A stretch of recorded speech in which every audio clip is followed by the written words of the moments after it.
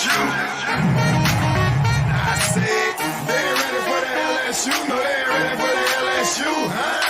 They ain't ready for the LSU. No, they ain't ready for the LSU. We the best in the league if you looking for talent. LSU going hard, but we beat Alabama, then we going off to Florida. Drown the Gators, everybody getting bucked when we step in the stadium. This the LSU anthem, you know it's a hit. You don't know another rapper two-step like this. See me screaming out the window, yelling purple and gold. I'm an LSU fan, girl, you know how we roll now. Back and back it on up, hey. Back and back it on up, hey. Back and back it on up, hey. Back and back it on up, hey. Way down in the back. TA, we are live Friday night in the Tigers Avenue. Yes, sir. Yes, sir. I was feeling it a little bit tonight. Yeah, RP, Robert giving us the good news right off the bat, man. Getting it started right. Florida is all over Vanderbilt. Obviously, Zach, that's big news in terms of SEC standings for LSU. Sure. Guys, LSU probably has the easiest route in terms of the SEC title. The teams you have to worry about is Vanderbilt and Arkansas, and they play at Florida. Arkansas hosts South Carolina, and then next weekend they play each other. So it kind of bodes well for LSU. What's up, Tyler? Appreciate you joining in as well. It's a good show here tonight. Things to discuss, things to talk about. Yes, indeed. Happy Paul Skeens Day. Happy Shove Day. I like to call it Shove Day. That's agree. Happy Shove I agree. Day. It's always fun when you get to, Friday night, get to watch the best pitcher in all of college baseball. Pretty great. So I think I said this last time, but I absolutely love the Happy Paul Skeens Day stuff because it recognizes the fact as LSU fans, we understand like how great this is. That we're getting to enjoy this, right? I don't know about you, Reagan. A little bit. I mean, I don't know about you, but I mean, there's been a lot of really good pitchers in LSU's time since me and you have been watching LSU baseball.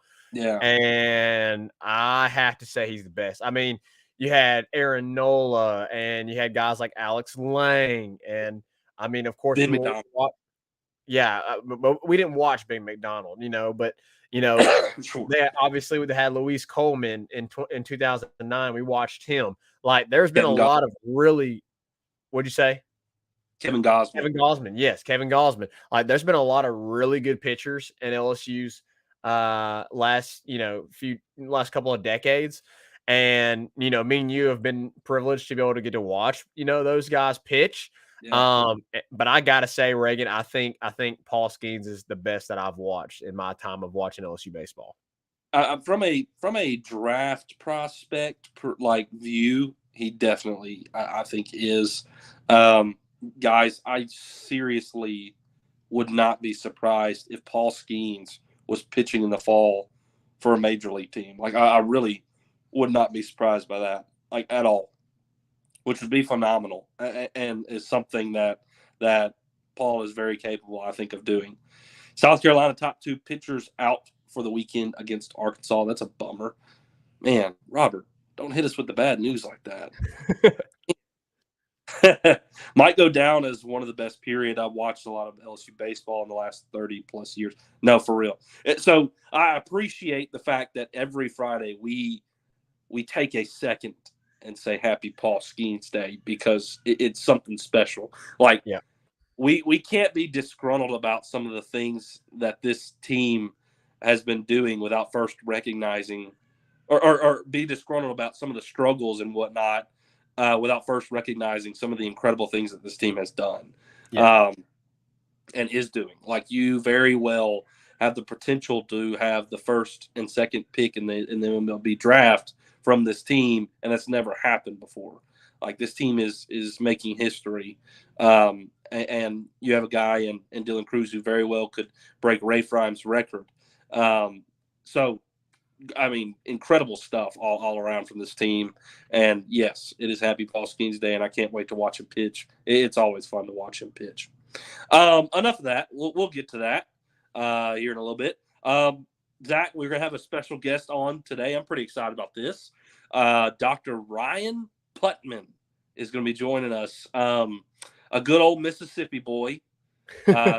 Hey, He's just like us. one of us. He's one of us, but he's been a little bit more true to Mississippi than we have been. Because he's a State fan. So unlike us who are traitors and who have backstabbed the state of Mississippi and being LSU fans, Dr. Putman is not. He is a State fan, and he's also the academic dean or however you want to say it, like vice president of academic affairs or something at the college I've been attending.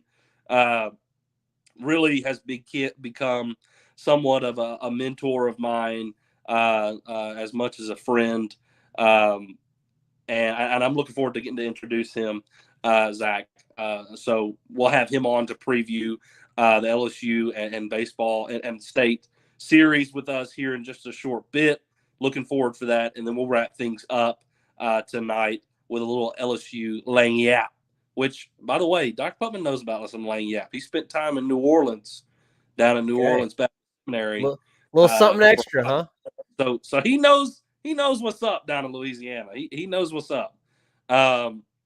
So, Zach, to start things off, though, for tonight's show, little transfer portal update. Yeah. Zach, Trey Amos, or Amos, however you want to pronounce it. I think I've heard mostly Amos, yeah. Announces his commitment to the University of Alabama. And I'm not going to sugarcoat it, Zach. I was kind of surprised. I felt like it came out of nowhere. Like, yeah, I really wasn't expecting it, a commitment the day that it happened, and I definitely wasn't expecting it to be Alabama. I was kind of caught off guard by that. Maybe you weren't, Zach. Maybe you had a little bit more intel on that than I did. But, I mean, Zach, can you speak to that a little bit? I mean, did you know something? Trey is going to Alabama. What happened there? So, I mean, I definitely thought he was leaning LSU, obviously with the Louisiana ties, obviously with his close relationship with Kyron Lacey as well. So, I really felt like there was going to be a heavy lean towards LSU. And correct me if I'm wrong, he cut things off early, and ultimately, I think he was supposed to come to LSU on either an official or unofficial. I can't remember exactly. He was but I think wasn't he supposed to visit again or something like that, and then he cut it off. I don't remember exactly. I know he was at one time because Kyron was posting it on his social media of him taking photos. Correct. So either way, cuts things early and ultimately commits to Alabama. I don't think it's a major hit. I think LSU's fine in the DB room. I think you got guys. I think this is a guy. I mean, obviously, this is a guy that you wanted. This is a guy that a lot of teams were after. I mean, Georgia was after, Alabama was after him. I mean, big names were after him. So it sucks, but when it sucks that he's going to be playing a team that you're going to see this year. Obviously, a team that you're going to see every year, but ultimately, it is what it is. I'm not super upset. We knew this transfer portal window was going to be to try and strengthen some depth and maybe potentially add some guys that would contribute a lot of playing time. And I still expect LSU to do that. So, as you know, they have now offered Antonio Carter, who is the defensive back out of Rhode Island. Now, this guy's no snuff. He's got a lot of offers. He's got a lot of good offers. He's originally from the state of Florida.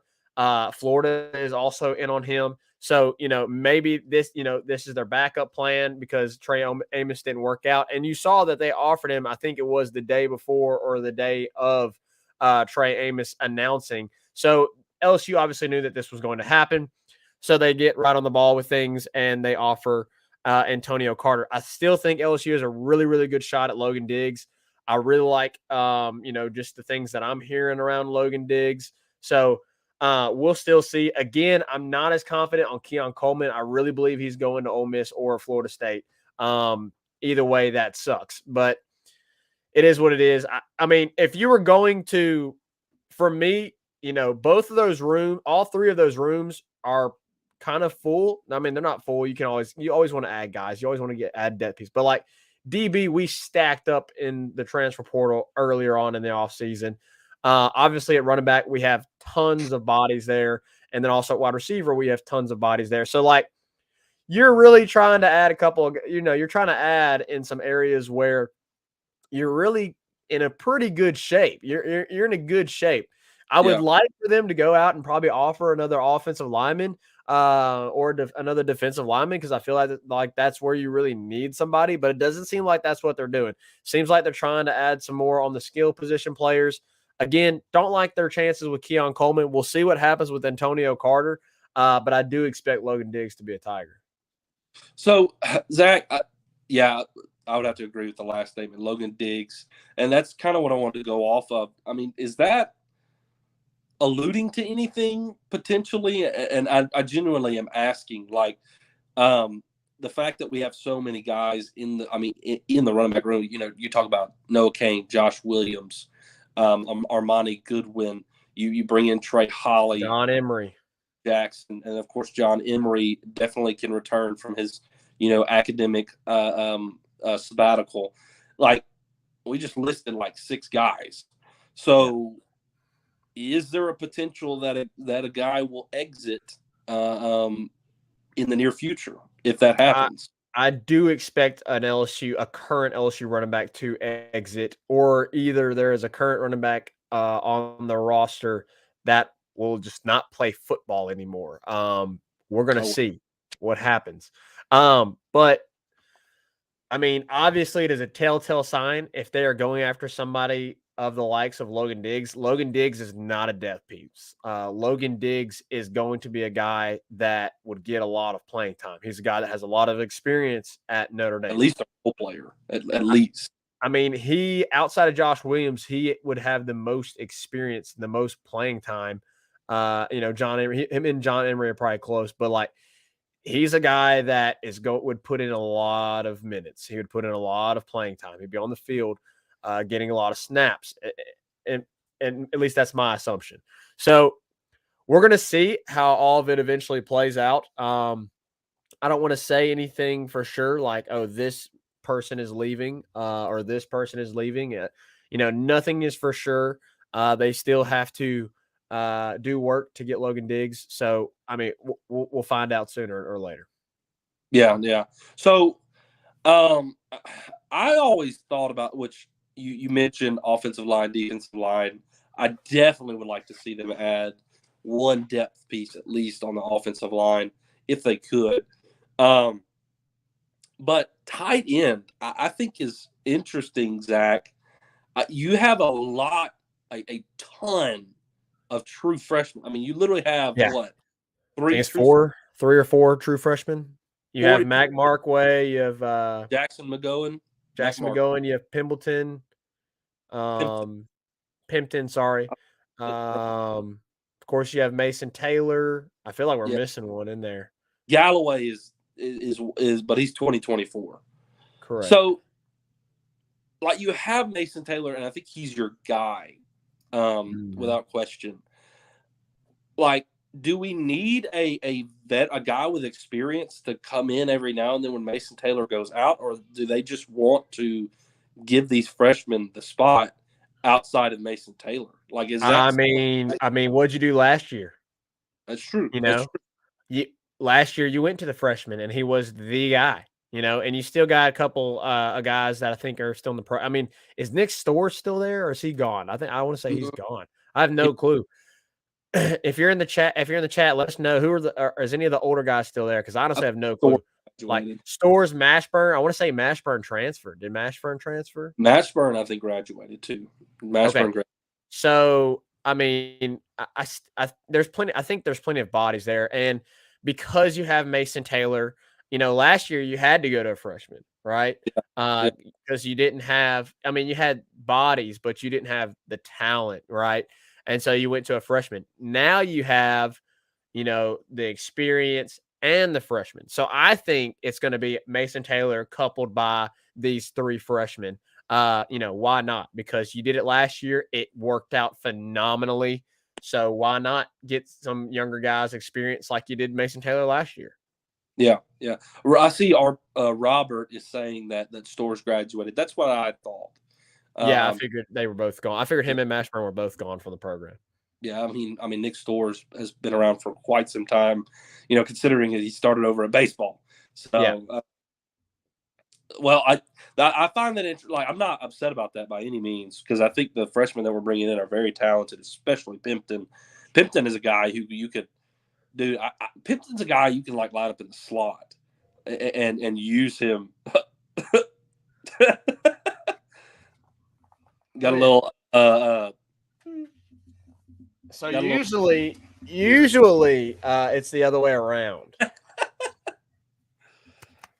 Making say, a little. Hey, what's up? Say go Tigers. Go Tigers. Go Tigers. Where are you, Daddy? I'm in the next. I'm in another room, buddy. He's in another room. What kind of room are you in?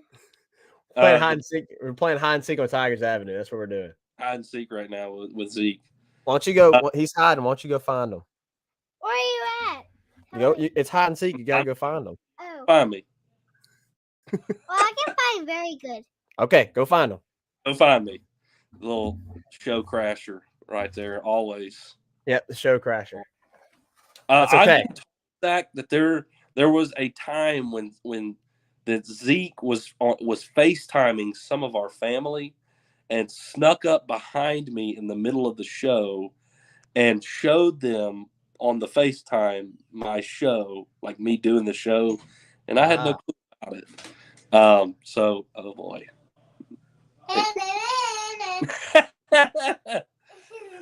Zeke has made his way in here. All right. Thank you for playing hide and seek with Tigers now. Close the door, buddy. Go play. All right. Well, there's your your weekly interruption from Zeke here. That's not over. Oh. I did it. Good job. Good job. All right, now go downstairs. Play. Go downstairs. Go play with Luca. Go help take care of Luca. All right. Fun As stuff. you can tell, we are in the same place. That's why Reagan is not in his normal setting. That's correct. So, Zach, is Dr. Putman made it in? Hey.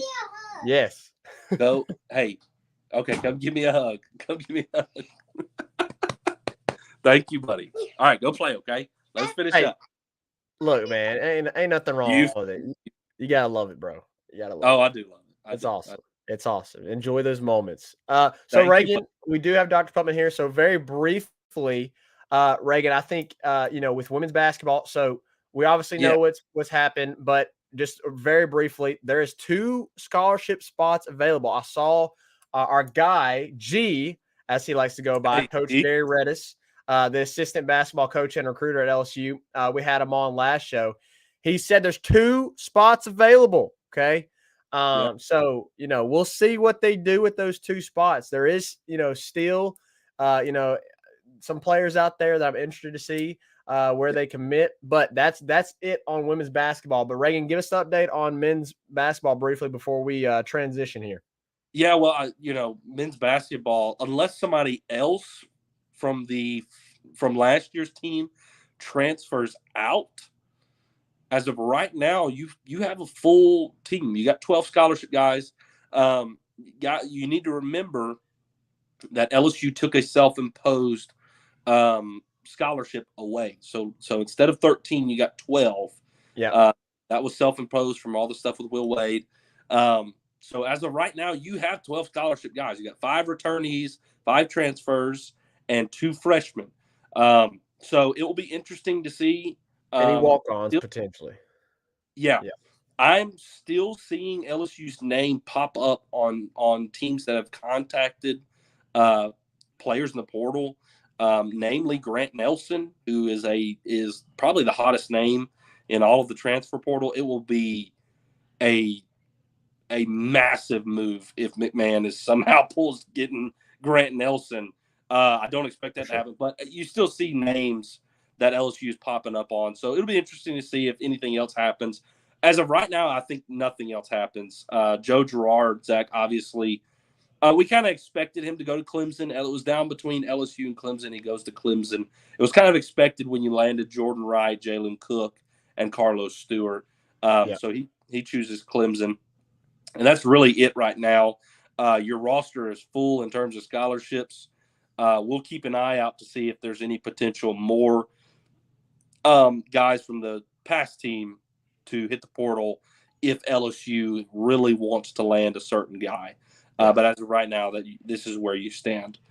All right, guys, I think we're going to hit a quick break so we can come back and get Dr. Putman in here to discuss and preview this weekend series against Mississippi State. So let's hit a quick break, and we'll be right back after this. 5-Star Hero, your intro and outro music for the Tigers Avenue show. They ain't ready for that LSU. Go check out all his other music on all the major platforms. Don't forget to follow him on Instagram at Saints Anthem and at Twitter at One Nation Doty. Don't forget to check out his Facebook page for all his Saints and LSU merchandise. Can't get any better than Sarah Klein Stevens, attorney at law. Her firm focuses on the needs of the elderly and maintaining their dignity throughout the process. Here for you, here for your family. Sarah Klein Stevens, attorney at law. Right back at it here in the Tigers Avenue. I think he's in, but I think he's frozen. Hold on. I hear him. Can you hear me? There we go. Still can't see me, huh? I cannot. We can hear you, though. We can hear you. Well, that's what matters, I suppose. I'm wearing a purple shirt. Oh, Maybe Well- that's why he didn't want to do the video, because he Yes, didn't want to admit that he is kind of transitioning to the dark side. No, there's no transitioning happening here. I'm confident in my identity. Well, welcome in, Dr. Putman. I guess you're probably working on trying to get your picture up there.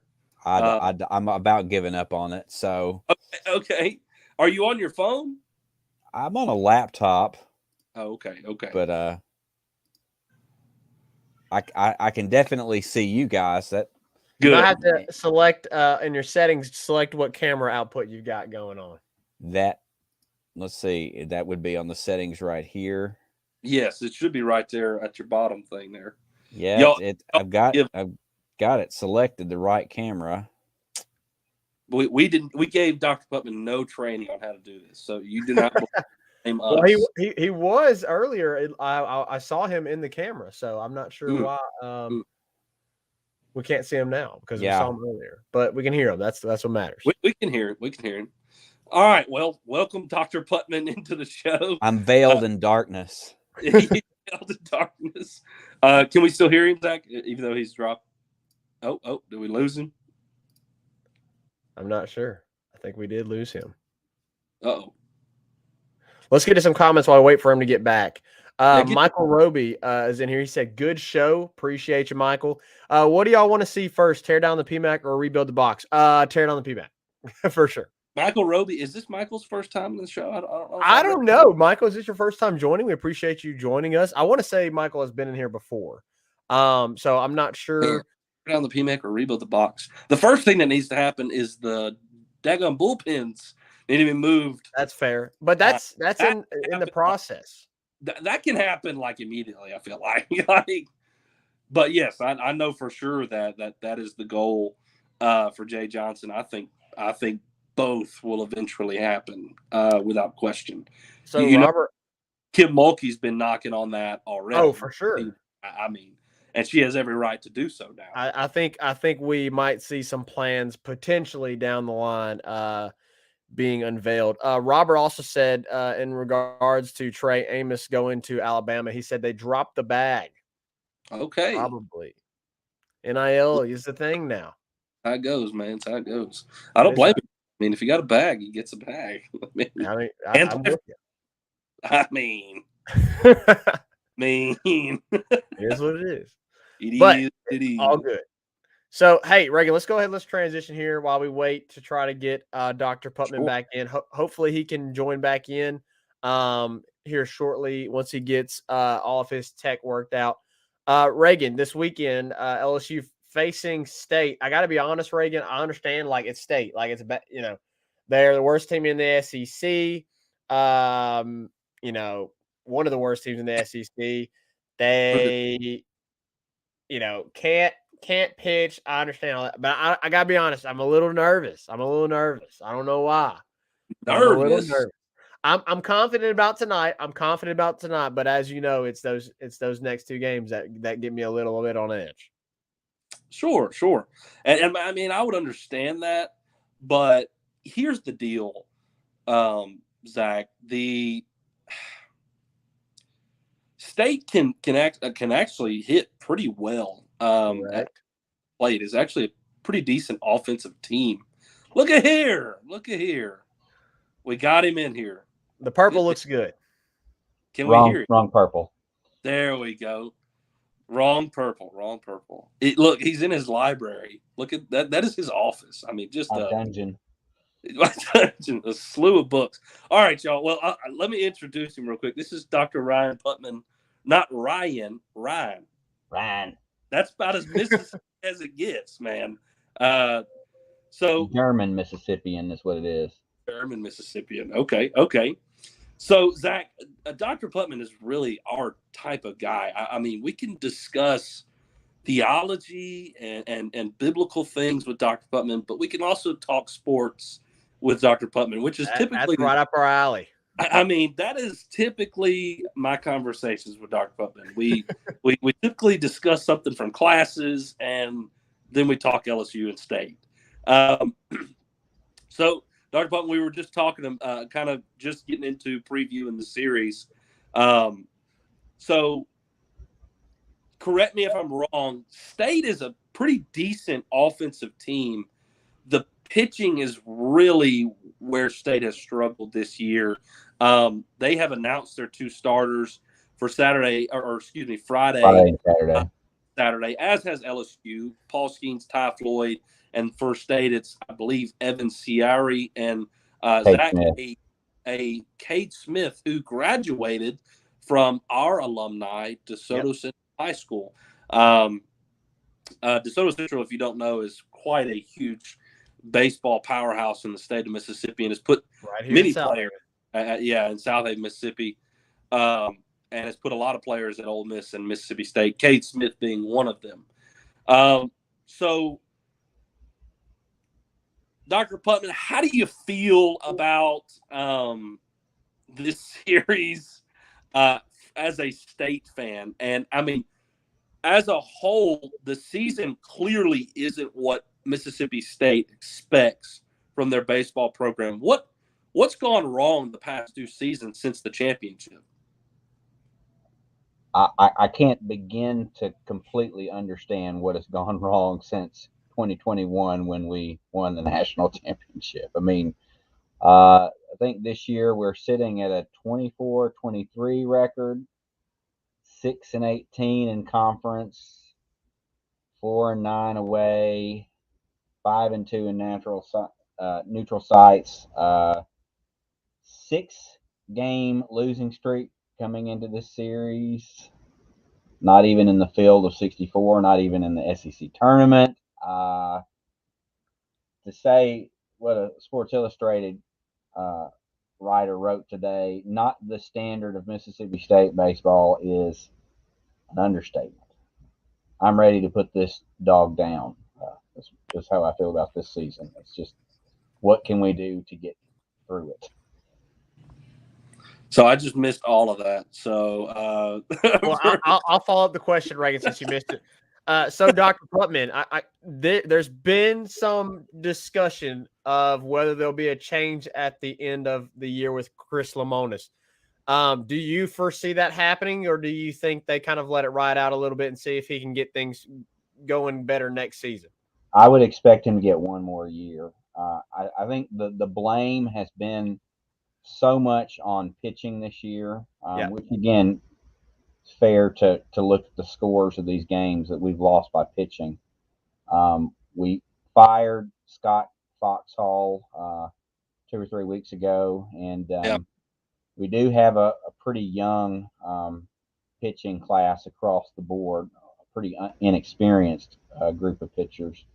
So I think Lemonis has one more year to prove himself, and if things don't improve next season, if we have another season like the last two seasons, I think we're going to say thank you for giving us our first national championship, and see you later. So hey, it happens. It happens. Ed Orgeron, right? Oh I yeah, mean, yeah. it happens.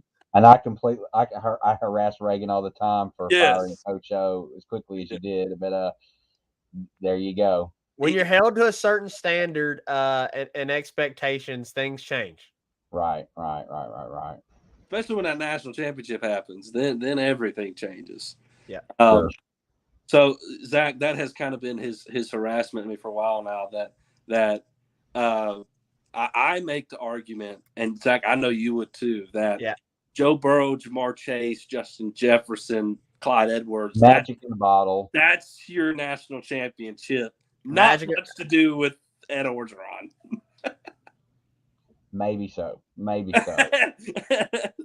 Well, Dr. Putman, to go back to your point, I think him firing the pitching coach was kind of that, like, hey, this is the issue. I'm going to work, we're going to work this offseason to solve this issue. The offense is fine, as you can see from the production they're near the top in the SEC with their offensive production.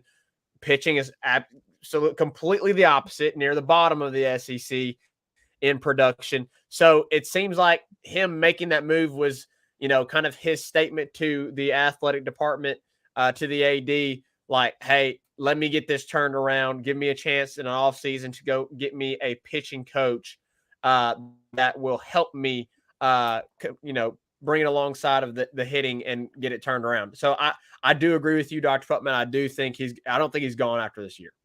I think he's earned a chance to correct that, and I'm confident that our new AD will see it that way as well. Yeah, absolutely. So let's talk about this weekend in particular. Paul Skeens obviously is pitching tonight. By far the best pitcher in college baseball right now. So if you're a State fan, I mean, what do you do about tonight, Dr. Putman? I mean, most teams, like we saw Auburn last week, move their ace from the Friday night game to their Saturday game. And, of course, Auburn is fighting for their postseason life, so they just want wins. And it actually ended up working out for them. They beat us Saturday and ended up killing us Sunday. Caught LSU really napping last weekend in the Plains. How does considering how bad the pitching has been, and now you got to face the best pitcher in college baseball. I mean, do you just go out there and see what happens? I mean, what do you do to try to face this? I'd be interested to see who starts on Sunday. I think that probably might play out in a pretty similar strategy to what you just said. We're just kind of going in with the expectation that Friday night is going to be pretty tough, and try to make the best out of Saturday and Sunday.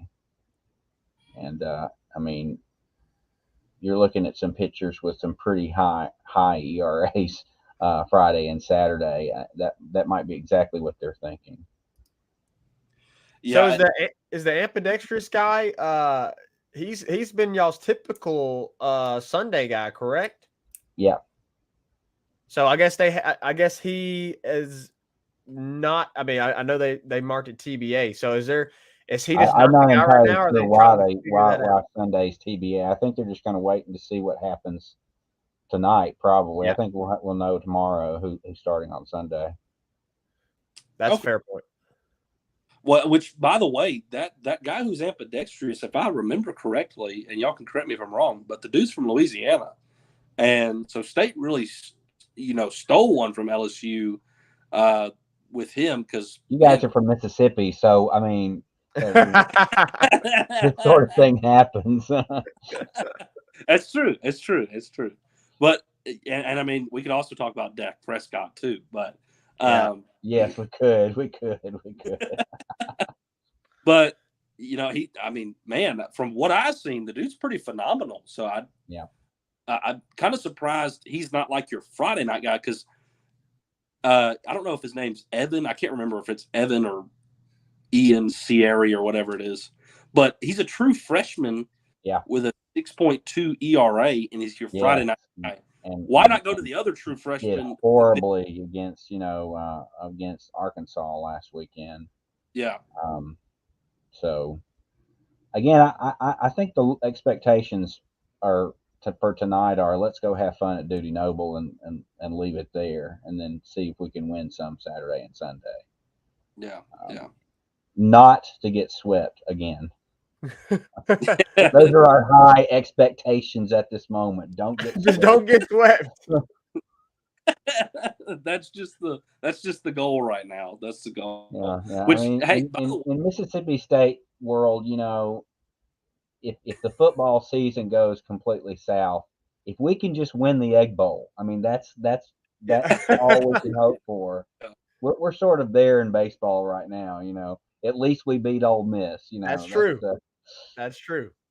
yeah, and beat them in the Governor's Cup. So I mean, right. 3 out of 4, I think. Yeah, absolutely. That so.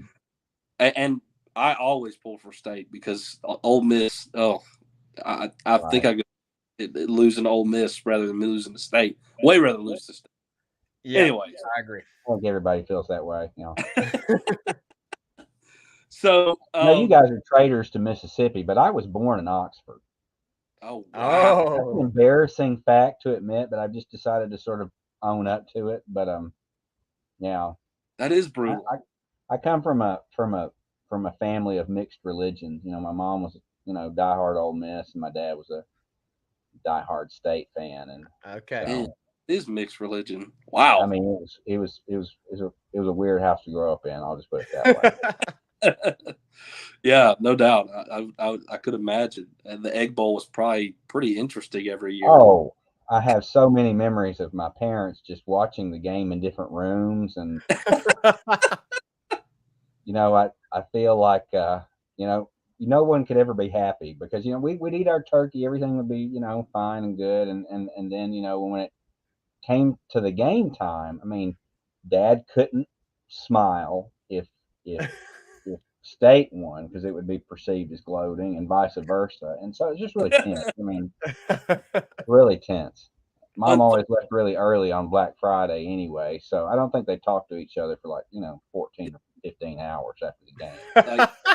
That was had to give some breathing room. Yeah, their agreement, their silent agreement every year. Right.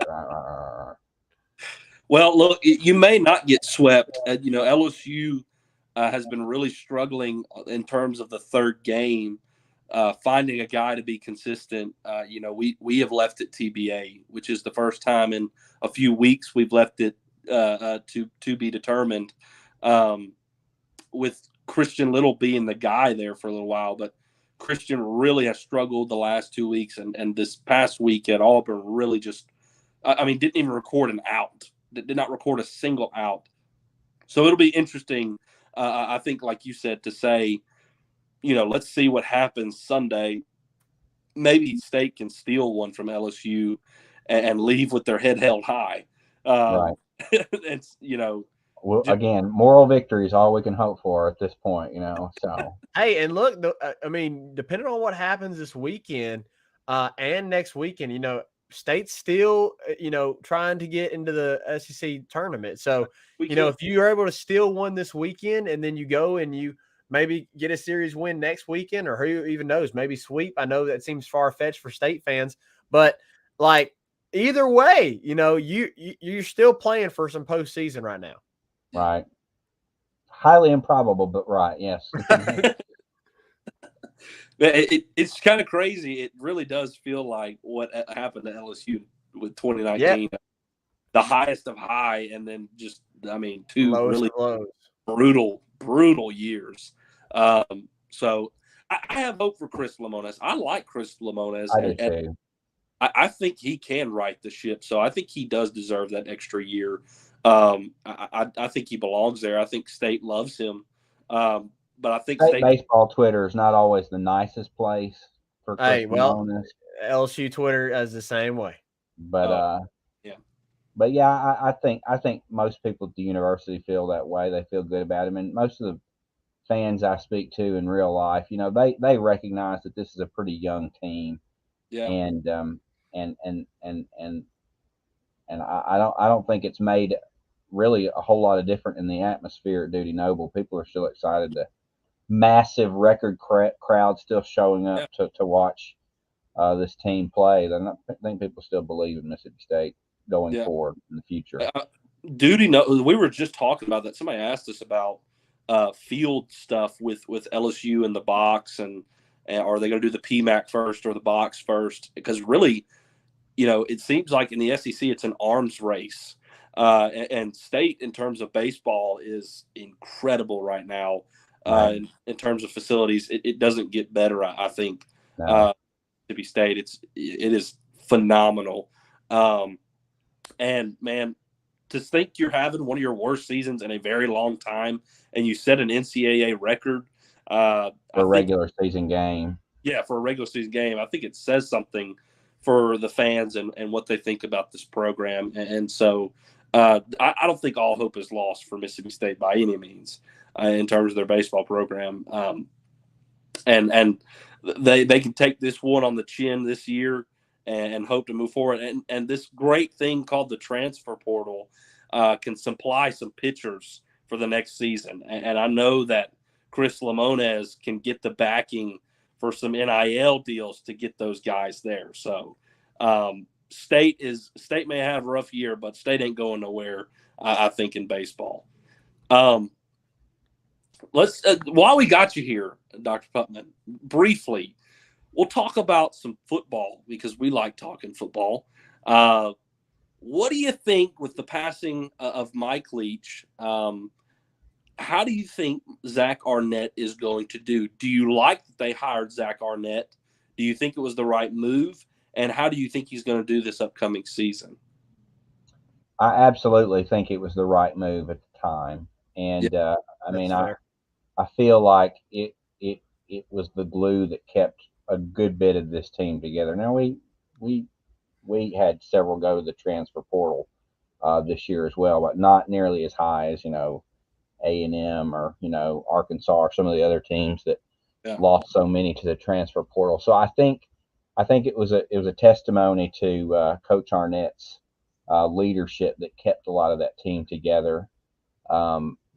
There were several games, including Coach Leach's last game, the Egg Bowl, that were decisively a defensive victory.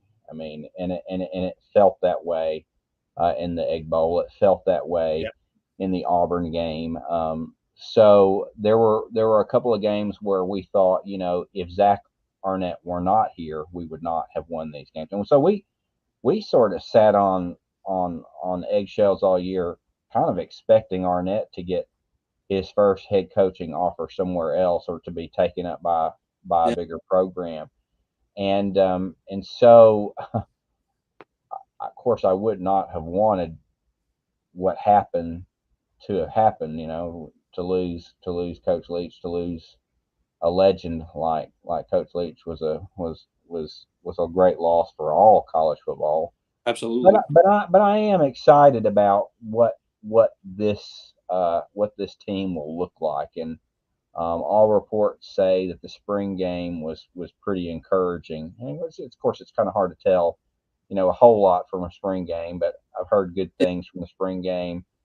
I don't know exactly what our offense is going to look like. I think that's the biggest wild card to me. State has historically, really, even going back before the Dan Mullen era, State has always had some pretty good defensive talent.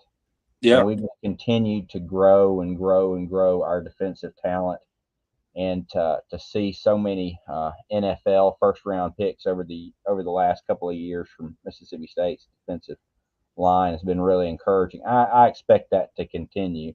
I really am curious to see what kind of offense Arnett utilizes, because I don't think I sort of expect that the air raid offense era is dead with State. Yeah. I think this will be a transitional year, depending on how much Will Rogers gets to play, and he's going to adjust. Will Rogers played air raid all through high school and all all the way through his time at Mississippi State. So it'll be interesting to see what they do with him this year. He's not just a great running quarterback, but great at passing the ball. So we'll see. Yeah, it'd definitely be interesting in terms of Will Rogers, what happens. I'm actually pretty excited about State and what they can do this year. 8-0, Tyler Townsend says 8-0 Florida. That's really great news for LSU fans, beating Vanderbilt in terms of the SEC standings. Dr. Putman, one more quick thing here, and we'll get you out of here.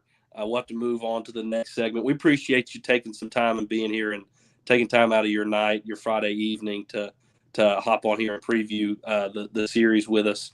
Sure. Little plug for you. Dr. Putman has written 3 books and has one more with the publisher. If you're interested in theology, I'm sure we got some Catholic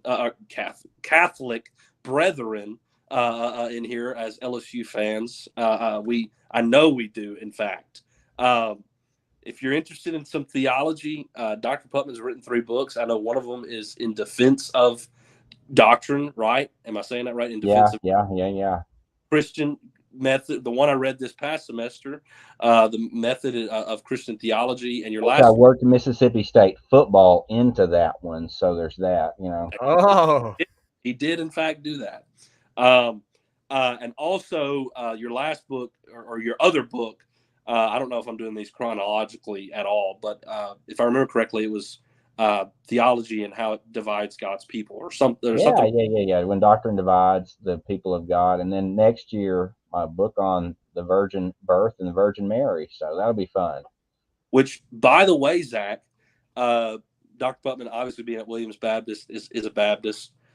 We are Baptists, and he will be the first one to write a 1 volume of the virgin birth in a very long time as a Baptist.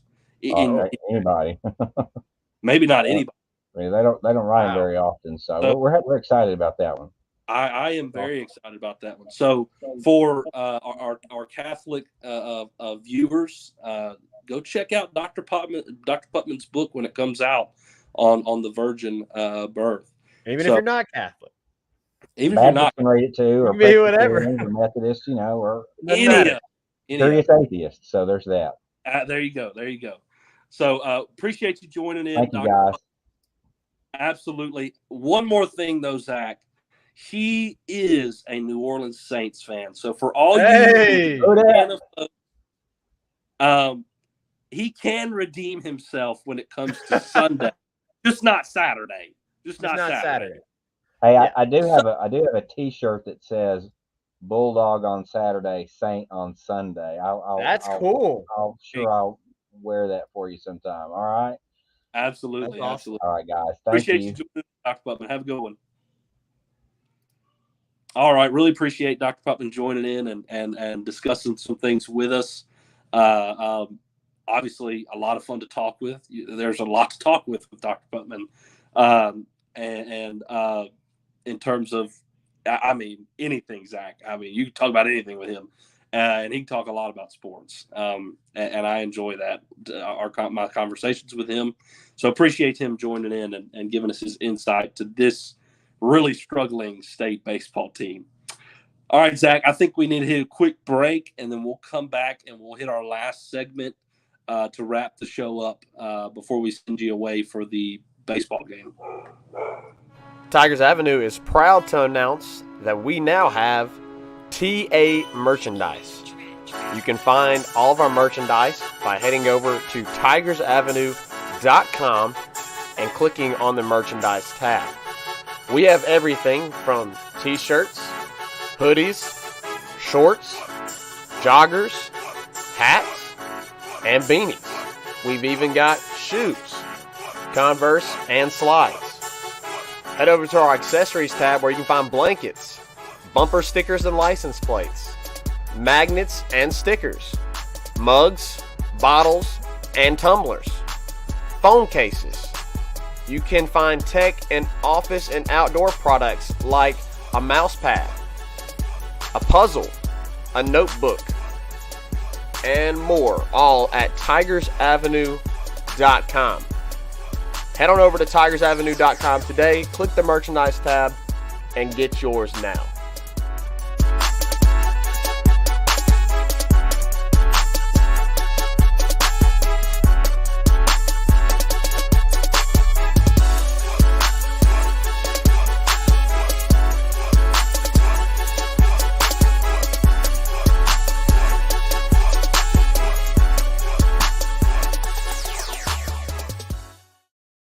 Go get that merch. Go get that merch. Get that merch. Right back at it here in the Tigers Avenue. Zach, some breaking news in the comments there. 10-0 final. Ball game. Man. Run ruled them. Wow. Florida run rules Vanderbilt in game one. Great news for LSU. I mean, man, Vanderbilt's really been on the struggle lately. They go to Bama last weekend and lose the series after Bama had fired their coach. You go and you lose to them. I mean, you lose to them the day their coach was fired. The day. It's rough. Tough sledding for Vanderbilt as of late. LSU, they take care of business. I think have really positioned themselves well for the SEC title. So looking forward to see what happens in Fayetteville this weekend with South Carolina. All right, Zach. Little extra here, a little something extra here. You wanted to look at some of the predictions for the football team. I know the FPI and DraftKings have come out with some of the predictions for the amount of wins for each football team. So wanted to look at those and discuss those before we wrap the show up here. Zach, what did they have? So, interesting release by DraftKings and the ESPN FPI. Both DraftKings and the ESPN FPI have LSU as pretty much at 9.5 wins. So, I mean, is LSU going to win 9 games? Is LSU going to win 10 games? That's the question they're asking. But what's very interesting also, though, if you go through LSU's games and actually look at ESPN's FPI predictor, LSU is favored in every single game except for Alabama on the road to Alabama. And they actually have really good percentages to win all of their games. I want to say all of them are around a 60 to 90% clip, the highest being a 98% clip or 99% clip. I can't remember exactly who against. Which is also very, very impressive and encouraging for LSU fans. So I'm very interested to see what the other teams release, what the other companies release. I mean, there's Bet Online and On3. I mean, there's all kinds of different things, all kinds of different sports companies that are going to be releasing different things. What's going on? What's going on here? Laughing at a comment here from Doug. He said more punchable face, Tim Corbin or Kevin Sullivan. I'm gonna tell you right now, Zach.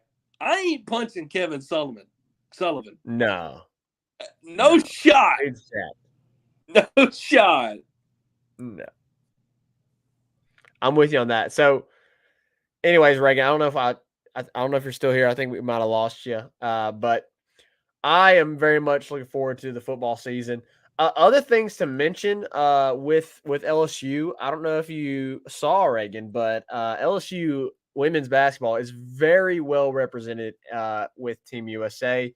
Anissa Morrow, Angel Reese, Flau'jae Johnson playing for Team USA. Haley Van Lith is playing in the 3v3 for Team USA. Like it's Did you also see Flau'jae Johnson release her most recent song, Clickbait? I did. Did you notice what she? Yeah. Did you hear the little drop in there? I did the little Van Lith bar. The little Van Lith bar. Yep. Yes. Yep. It was really impressive. Extremely talented young lady.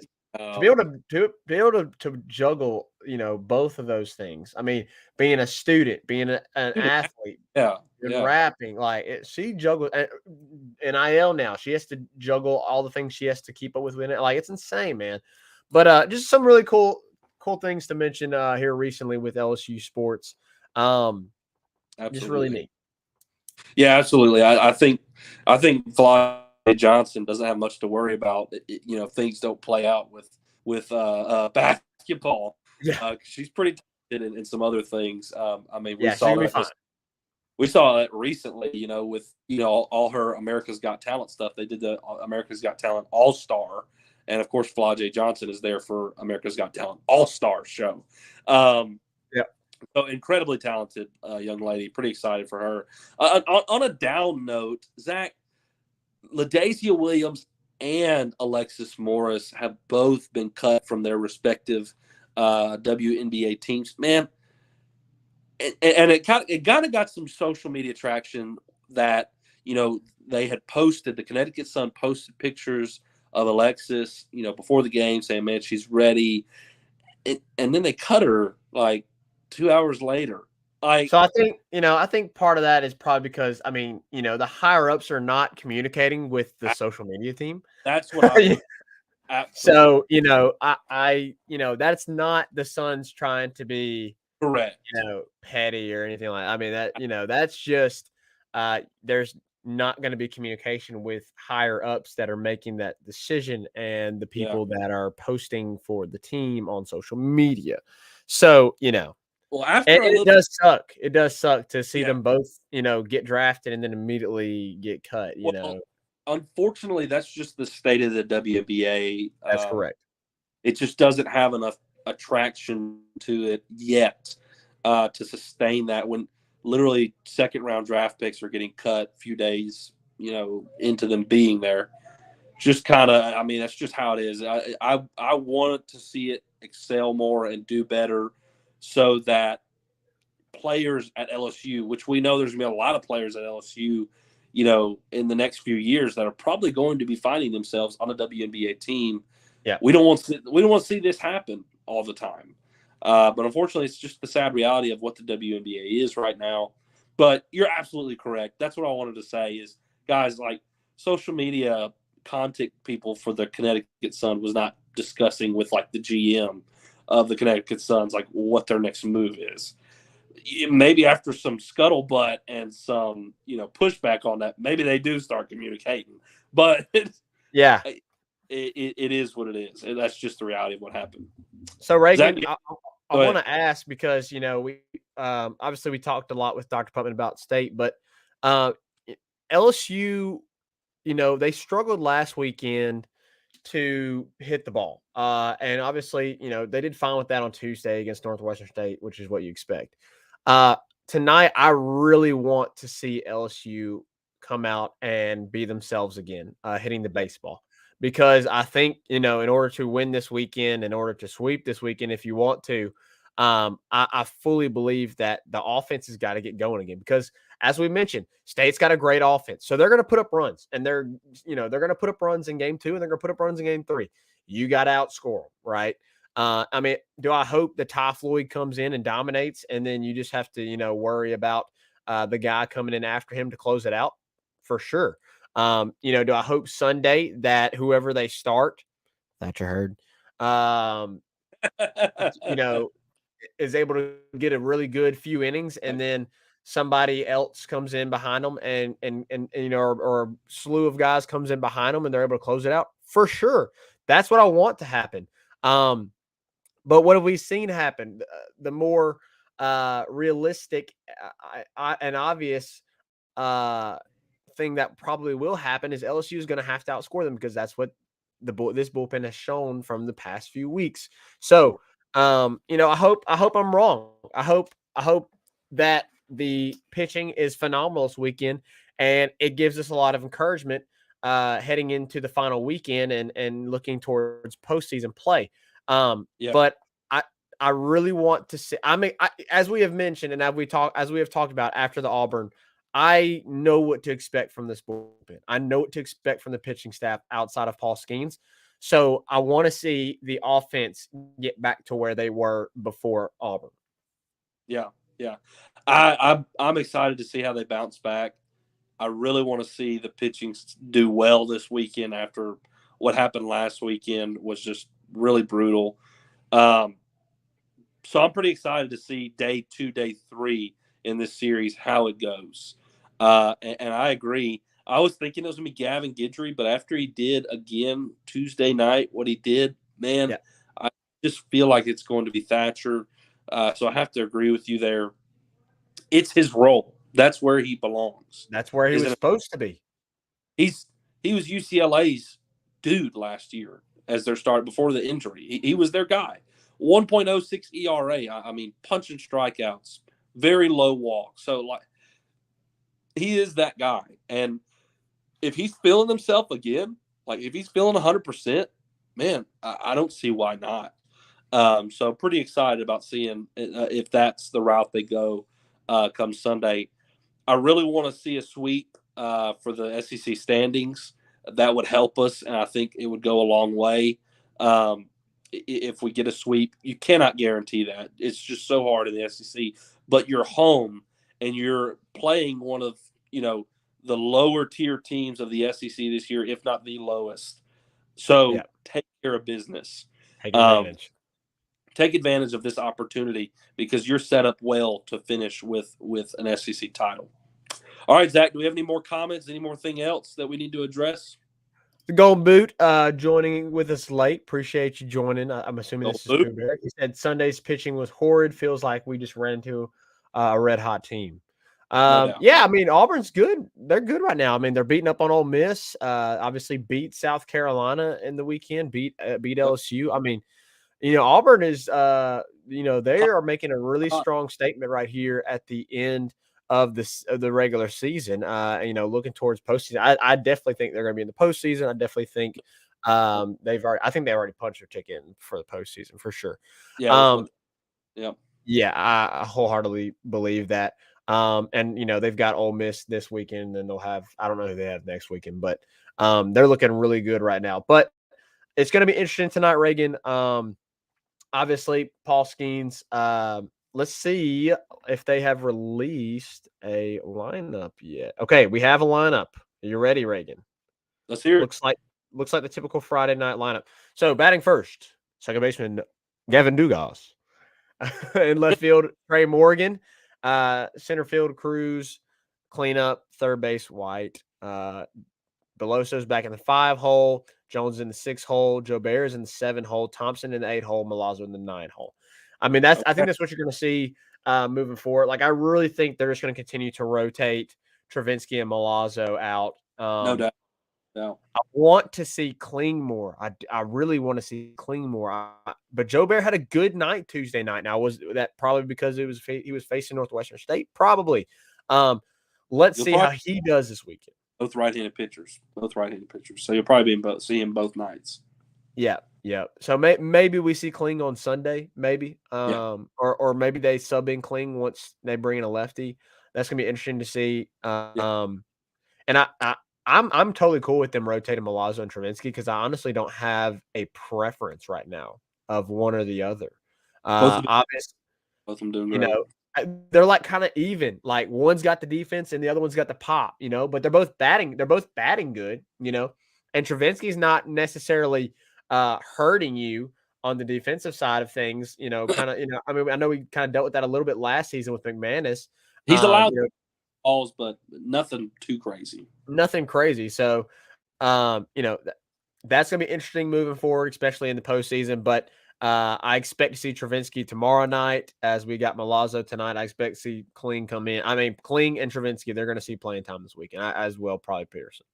No doubt about it. All right, guys, appreciate y'all joining in. It's been a great show here in the Tigers Avenue. Looking forward to this weekend series in the box against State. Happy Paul Skeens Day to you all. We'll see you next time here in the Tigers Avenue. 5-Star here, take us out. Peace.